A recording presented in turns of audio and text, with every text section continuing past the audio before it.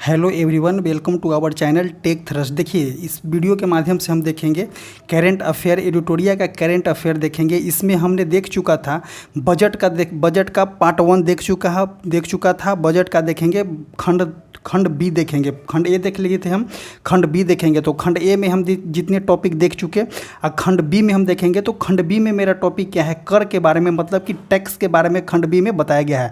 तो खंड बी में टैक्स का दिया गया है। तो टैक्स भी कितने प्रकार के होते हैं? 2 प्रकार के टैक्स होते हैं। एक होता है अप्रत्यक्ष कर, एक होता है प्रत्यक्ष कर। तो टैक्स 2 प्रकार के होता है, प्रत्यक्ष कर और अप्रत्यक्ष कर, और उसी के बारे में हम देखने वाले हैं, जो कि आपको बेनिफिट हो जाएगा हर एग्जाम में। फर्स्ट लाइन देखते हैं। क्षेत्र विशेष के लिए सीमा शुल्क के निम्नलिखित प्रस्ताव किए गए हैं। अब देखिए कौन कौन से प्रस्ताव किए गए हैं। तो औषधि एवं चिकित्सीय उपकरण। देखिए, औषधि एवं चिकित्सा उपकरण में कैंसर की 3 दवाइयां हैं। कैंसर की कितनी दवाइयां हैं? तो कैंसर के 3 दवाइयां हैं। वे 3 दवाइयां कौन कौन से हैं? तो ट्रेस्टुजुमाब, डिरुक्सटिकेन, ओसिमट्रिनिब और डुर्वोलुमैब दिया गया है, जो को सीमा शुल्क की पूरी तरह से छूट दी गई है। तो देखिए, ये वाले जो कैंसर की दवाई जो है, ये जो 3 ठो दवाई दिया गया है, ये सभी दवा जो दिया गया है कैंसर का, ये आपको याद करना बहुत ज़रूरी है। क्योंकि आपको जो है साइंस के माध्यम से आपको एक क्वेश्चन जो है साइंस में भी पूछ सकता है कि कैंसर के वे 3 दवाइयाँ कौन कौन से हैं।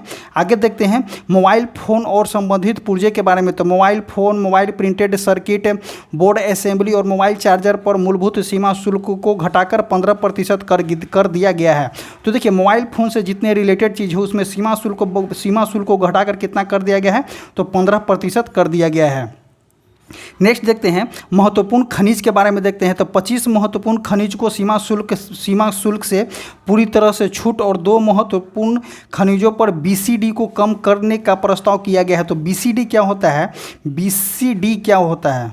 यहाँ पे बीसीडी की बात किया गया है। तो बीसीडी का मतलब होता है बेसिक कंज्यूमर ड्यूटी जो होता है, बीसीडी का फुल फॉर्म होता है। बेसिक कंज्यूमर ड्यूटी जो होता है, बीसीडी का फुल फॉर्म होता है। और बीसीडी को कम करने की बात किया गया है किसमें? 25 महत्वपूर्ण खनिजों के सीमा शुल्क के बारे में। आगे बात करते हैं कीमती धातु, जैसे कि सोना चांदी पर सीमा शुल्क घटाकर 6% किया गया है। वही प्लेटिनियम पर कितना कर दिया गया? तो 6.4% किया गया है। ये क्वेश्चन जो होगा बहुत इंपॉर्टेंट हो जाएगा, क्योंकि आपको बताते हैं हम, क्योंकि इस तरह से क्वेश्चन जो है आगामी एग्जाम में, पिछले एग्जाम में है, जो उसमें पूछा गया है कि सोना और चांदी पर सीमा शुल्क को घटाकर कितना प्रतिशत किया गया है। तो सोना और चांदी पे 6% कर दिया गया है। वही अगर बात करते हैं प्लेटिनम पर, तो 6.4% कर दिया गया है। आगे बात करते हैं अन्य धातु पे। लोहा, निकेल, ब्लिस्टर, तांबे पर मूल धातु सीमा शुल्क घटाया गया है। वही लोहा स्क्रैप और निकेल कैथोड मूलभूत सीमा शुल्क भी घटाया गया है। लोहा स्क्रैप पर, जैसे कि लोहा स्क्रैप हो गया, निकेल कैथोड पर हो गया, मूलभूत सीमा शुल्क उस पर भी घटाया गया है। आगे बात करते हैं तांबा स्क्रैप पर 2.5% रियासती मूलभूत सीमा शुल्क है। कितना? तो तांबा स्क्रैप पर कितना हो जाएगा? तो 2.5% हो जाएगा तांबा स्क्रैप पे। आगे बात करते हैं इलेक्ट्रॉनिक्स। तो इलेक्ट्रॉनिक्स पे क्या बताया गया है? रजिस्टरों के निर्माण हेतु ऑक्सीजन मुक्त तांबे पर कुल शर्तों पर मूलभूत सीमा शुल्क घटाया गया है। तो इलेक्ट्रॉनिक्स वाले चीज़ पे भी सीमा शुल्क घटाया गया है। वही रसायन एवं पेट्रोकेमिकल के बारे में बात करते हैं। तो अमोनिया नाइट्रेट पर मूलभूत सीमा शुल्क को 7.5% से घटाकर के 10% कर दिया गया है। देखिए, इस पे रसायन वाले पे इसीलिए बढ़ाया जाता है क्योंकि अमोनिया नाइट्रेट है।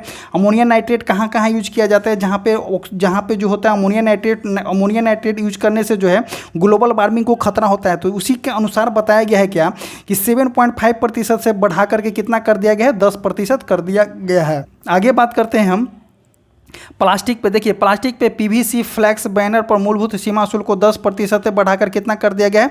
तो 25% कर दिया गया। प्लास्टिक पे इसीलिए कर दिया है कि आप प्लास्टिक को कम से कम यूज करें, और कम से कम अगर कम से कम आप प्लास्टिक पे यूज कीजिएगा तो उसी को लेकर के है पीवीसी फ्लैक्स बैनरों, जैसे कि बैनर बड़े बड़े होल्डिंग बनते हैं, उस सभी पे 10% से बढ़ाकर कितना कर दिया गया है? तो 25% कर दिया गया है। वही अगर बात करते हैं दूरसंचार उपकरण, विनिर्दिष्ट दूरसंचार उपकरण के लिए PCBAD BCD को 10% से बढ़ा करके कितना कर दिया गया है, तो 15% कर दिया गया है। आगे बात करते हैं व्यापारिक सुविधा के बारे में देखते हैं। घरेलू विमानन और नाव, जैसे कि बताया गया है क्या, घरेलू विमानन, जो घरेलू विमान है, नाव तथा जलयानों के MRO उद्योग को बढ़ावा देने के उद्देश्य से मरम्मत के लिए आयात की गई वस्तुओं को निर्यात के समय अवधि को 6 महीने से बढ़ाकर कितना कर दिया गया है, तो 6 महीने से बढ़ा करके 1 वर्ष कर दिया गया है। वही बात करते हैं वारंटी वाली वस्तुओं को मरम्मत के लिए पुनः आयात करने की समय सीमा को 3 वर्ष से बढ़ाकर कितना कर दिया गया है, तो 5 वर्ष कर दिया गया है। आगे बात करते हैं हम इसमें सौर ऊर्जा के बारे में देखते हैं। सोलर सेल और पैनलों के विनिर्माण में इस्तेमाल होने वाली पूंजीगत वस्तुएं बीमा शुल्क के दायरे से बाहर कर दिया गया है। क्या बोला गया है, सौर सेल वाले जितने भी पैनल अगर यूज करते हैं, सौर सेल में जितने भी उपकरण यूज किए जाते हैं, विनिर्माण वाले चीज़ में यूज किए जाते हैं, उसको क्या बताया गया है कि पूंजीगत वस्तुओं सीमा शुल्क के दायरे से बाहर कर दिया गया है। आगे बात करते हैं समुद्री उत्पाद देखते हैं। देखिए समुद्री उत्पाद बोला गया है यहाँ पे, तो समुद्री उत्पाद का आप नाम याद करके रखेंगे, क्योंकि ये समुद्री उत्पाद जो है आपको साइंस से रिलेटेड क्वेश्चन में पूछा जा सकता है।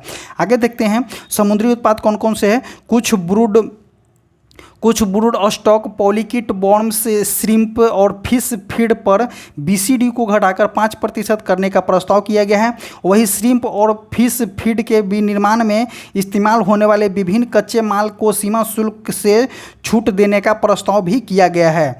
आगे बात करते हैं प्रत्यक्ष कर के बारे में देखते हैं। अप्रत्यक्ष कर को तो हमने देख लिया, प्रत्यक्ष कर के बारे में देखते हैं। देखिए प्रत्यक्ष कर और अप्रत्यक्ष कर के बारे में हम देखते हैं।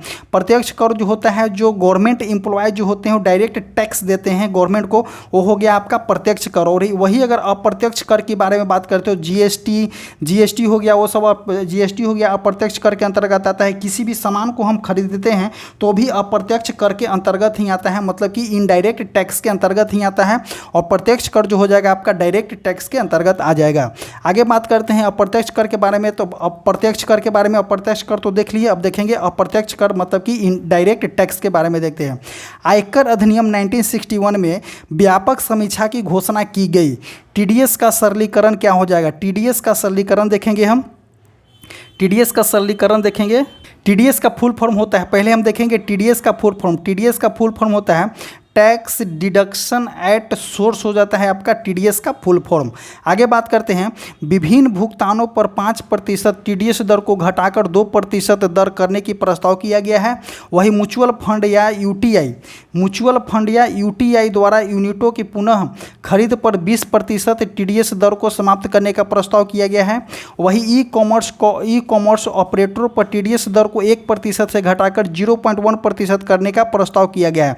देखिए ई कॉमर्स किसके अंतर्गत है, जैसे फ्लिपकार्ट हो गया, उसके बाद अमेजन हो गया, जो भी ऑनलाइन चीज़ें बेचते हैं वो सब इस ई कॉमर्स के अंतर्गत आते हैं। आगे बात करते हैं हम TDS के भुगतान में विलंब को TDS के लिए विवरण फाइल करने की नियत तारीख पर डिक्रिमिनलाइज करने का प्रस्ताव किया गया है। क्या किया गया है, तो डिक्रिमिनलाइज करने का प्रस्ताव किया गया है। आगे बात करते हैं पुनः निर्धारण और सरलीकरण।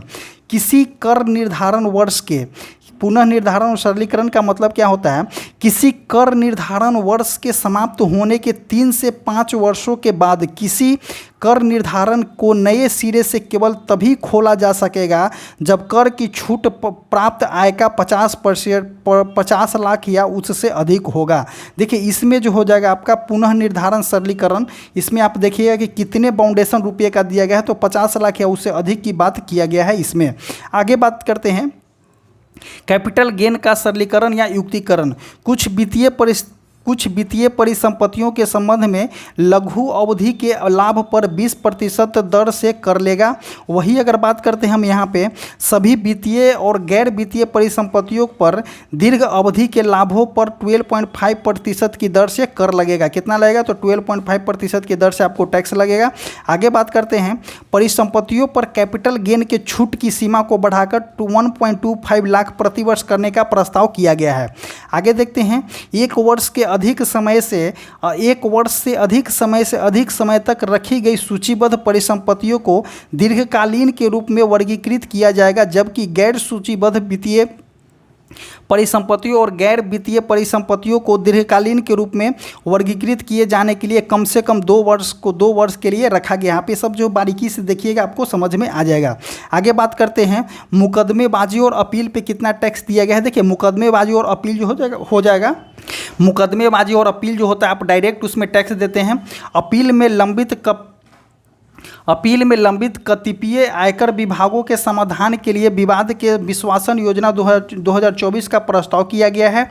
वही टैक्स अधिकरण उच्च न्यायालय और उच्चतम न्यायालय में प्रत्यक्ष करों, उत्पाद शुल्क, सेवा कर से संबंधित अपीलों के दायर करने के लिए मौद्रिक सीमाओं को क्रमशः 60 लाख से लेकर के 2 करोड़ रुपया और 5 करोड़ रुपया तक बढ़ाने का प्रस्ताव किया गया है।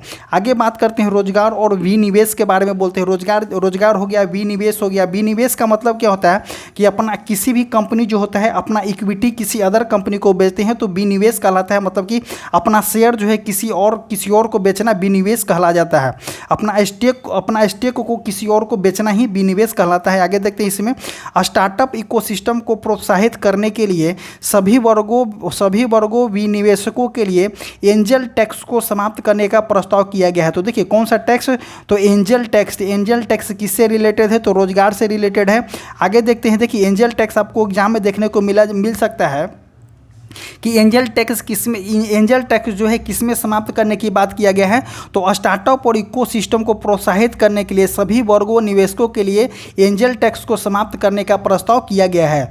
आगे देखते हैं विदेश कंपनियों पर कॉर्पोरेट कर दर को 40% से घटा करके 35% कर दिया गया है। देखिए ये तो बहुत अच्छा है कि आप देख सकते हैं कि विदेशी कंपनियों पर कॉर्पोरेट टैक्स का जो है 40% से घटा करके कितना कर दिया गया है, तो 35% कर दिया गया है। देखिए जिस तरह से जो है कॉर्पोरेट टैक्स घटेगा इंडिया में जो है कंपनियां आएंगी, और जब कंपनियां आएगा तो लोगों को रोजगार मिलेगा, इसीलिए इसमें बात रोजगार और विनिवेश की बात करने की किया गया है।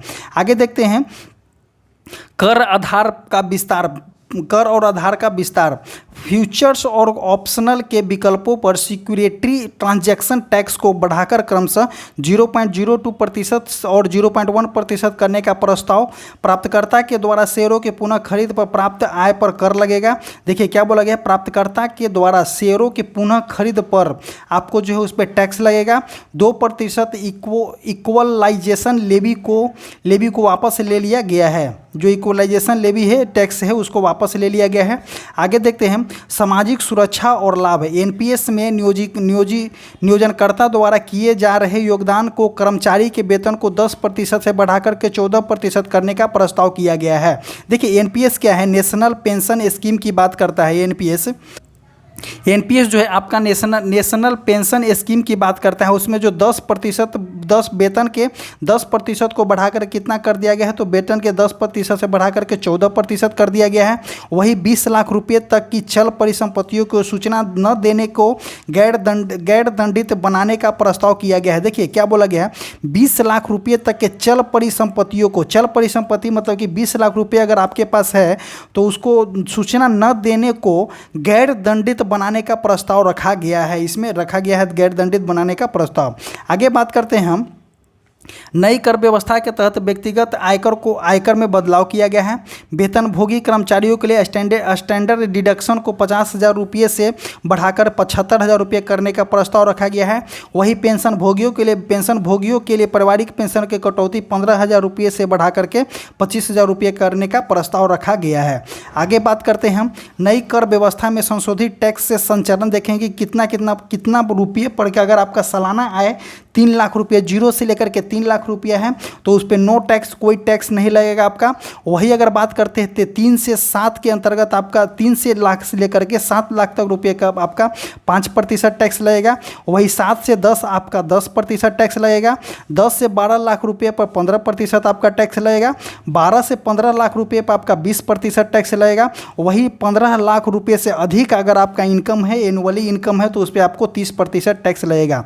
देखिए इसमें क्या होता है अगर मान लेते हैं आपका सालाना आय 1 से 3 लाख रुपया है तो उस पर आपको 0% टैक्स लगेगा। वही अगर 1 से 7 अगर आप देखते हैं तो 1 से 7 कितना हो जाएगा, तो 1 से लेकर के 0 से लेकर के 3 लाख रुपये तक आपका 0 टैक्स लगेगा। वही अगर बोलता है कि 3 से 7 बचा कितना, तो 3 से 7 है, 3 से 7 के अंतर्गत कितना आ जाएगा, तो 3 से 7 के अंतर्गत 4 लाख हो जाएगा। तो 4 लाख पे आपका कितना टैक्स लगेगा, तो 5% आपका टैक्स लग जाएगा। इस तरह से टैक्स का स्लैब होता है। वही देखते हैं 7 से 10 मतलब कि 3 लाख रुपए पे आपका 10% टैक्स लग जाएगा। इसी तरह से आपका टैक्स कलेक्ट होते चला जाता है। आप 15 लाख से अगर अधिक आपका बात करते हैं, 15 लाख से अधिक अगर आपका रुपया है तो उस पर कितना % टैक्स लगेगा, तो 30% उस पर टैक्स लगेगा।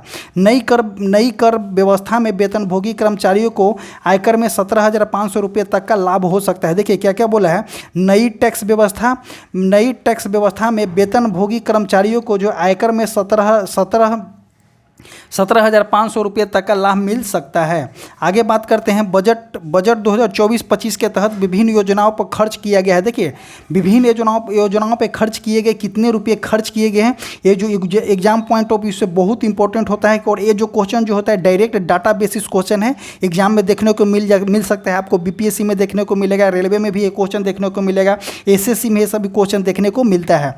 कौन सा है, तो 2024-25 के तहत विभिन्न योजनाओं पर खर्च किए गए टॉप 4 में देखते हैं।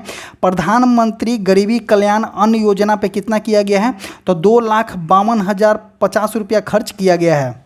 कितना किया गया, प्रधानमंत्री गरीबी कल्याण अन्न योजना पे किया गया है 2,05,250 रुपया करोड़ खर्च किया गया है। किस पे, तो गरीबी कल्याण अन्न योजना पे। डायरेक्ट क्वेश्चन देखने को मिलेगा आपको, डायरेक्ट डाटा इस तरह से एग्जाम में देखने को मिलता है और इस डाटा को आपको याद करना बहुत जरूरी है। मनरेगा पर कितना करने को मिला है, तो 86,000 करोड़ मनरेगा पर मिला है। जल जीवन मिशन पर मिला है 70,163 करोड़ जल जीवन मिशन पे किया गया है। वही प्रधानमंत्री किसान सम्मान निधि पीएम किसान पे 60,000 करोड़ रुपया खर्च किया गया है, खर्च करने की बात किया गया है। वही वंस अगेन हम देखते हैं प्रधानमंत्री गरीब कल्याण अन्न योजना पे 2,05,250 करोड़ रुपया खर्च किया जाएगा। वही मनरेगा पे आप देखेंगे तो 86,000 रुपया खर्च किया जाएगा। जल जीवन मिशन पे खर्च किया जाएगा 70,163 करोड़ रुपया जल जीवन मिशन पे खर्च किया जाएगा। वही प्रधानमंत्री किसान सम्मान निधि पीएम किसान पे कितना किया जाएगा, तो 60,000 रुपया पीएम किसान पे खर्च किया जाएगा। आगे बात करते हैं हम बजट 2024-25 के तहत प्रमुख मदों पर व्यय देखेंगे कि कहाँ कहाँ व्यय किया जा रहा है। तो रक्षा पर देखते हैं कि रक्षा पर कितना किया जाएगा, तो 4,54,773 रुपया जो है रक्षा पर किया जाएगा। वही ग्रामीण कृषि पर किया जाएगा 2,65,808 रुपया जो है 2,65,808 रुपया जो है आपका ग्रामीण कृषि पर, ग्रामीण विकास पे किया जाएगा। वही कृषि एवं संबंधित कार्यपाल पे 1,51,851 रुपया किया जाएगा। वही स्वास्थ्य की बात करते हैं तो 89,287 रुपया 89,287 करोड़ रुपया खर्च किया जाएगा। वही शिक्षा पे बात करते हैं तो 1,25,638 करोड़ रुपया खर्च किया जाएगा। देखिए ये सभी जो है डाटा आपको एग्जाम में देखने को जरूर मिलते हैं। योजनाओं पे ये सभी जो है योजनाओं पे खर्च किया जा रहा है और ये सभी जो है 2024-25 के तहत प्रमुख मदों पे व्यय किया जा रहा है और यह जो है योजनाओं पे खर्च किया जा रहा है। तो देखिए योजनाओं पे इस तरह से खर्च किया जा रहा है और व्यय पे इस तरह से खर्च किया जाएगा। ये सभी जो डाटा आप देख रहे हैं, जितना भी इसमें डाटा दिया गया है आप इसको जो है रट लीजिएगा, क्योंकि आने वाले एग्ज़ाम, किसी भी एग्ज़ाम में 5 से 6 महीना के अंतर्गत में जितने भी एग्ज़ाम होने वाले हैं, जब तक डाटा चेंज नहीं होता है आपको ये क्वेश्चन एग्ज़ाम में देखने को मिलेगा। एक न एक क्वेश्चन आपको एनटीपीसी एग्ज़ाम है, रेलवे एग्ज़ाम है, उसके बाद आपको बता दें एसएससी का एग्ज़ाम है, बीपीएससी के एग्ज़ाम है। तो एक न एक डाटा इस क्वेश्चन से, इस लाइन से आपको इतना सारे से आपको एक क्वेश्चन जरूर देखने को मिल सकता है। इवन आपको ऑप्शन वाइज भी दे देगा कि रक्षा पे इतना है, ग्रामीण विकास पे इतना है, कृषि पे इतना है, इनमें से कौन नहीं है, इनमें से सभी है। इस तरह से भी क्वेश्चन आपको बीपीएससी में देखने को मिल सकते हैं। सो ये जो है आपका जो है बजट का चैप्टर जो है पूरी तरह से समाप्त हो गया। और हम आपको एक वंस अगेन आपको एडवाइस देते हैं कि ये जितने डाटा हैं जो आप याद कर लीजिएगा, क्योंकि अगर नहीं याद कीजिएगा तो एग्जाम में आपसे एक क्वेश्चन जरूर छूट सकता है। एक याद करना बहुत ज़रूरी, हम ज़्यादा विशेष इस पर इसीलिए ध्यान दे रहे हैं क्योंकि एग्जाम में क्वेश्चन इसे देखने को मिलता है। इसी तरह से जो है हमारा जो है आज का टॉपिक समाप्त होता है, बजट समाप्त होता है। नेक्स्ट आपको वीडियो कंटिन्यू अब मिलने वाला है। और हम आपको बता दें कि एक हमारा टेलीग्राम चैनल है, व्हाट्सअप चैनल है, जो कमेंट बॉक्स और डिस्क्रिप्शन बॉक्स में उसका लिंक जो है पिन किया गया है। आप जाइए और वहाँ से जुड़िए और अपना बेनिफिट उठाइए। Thank you.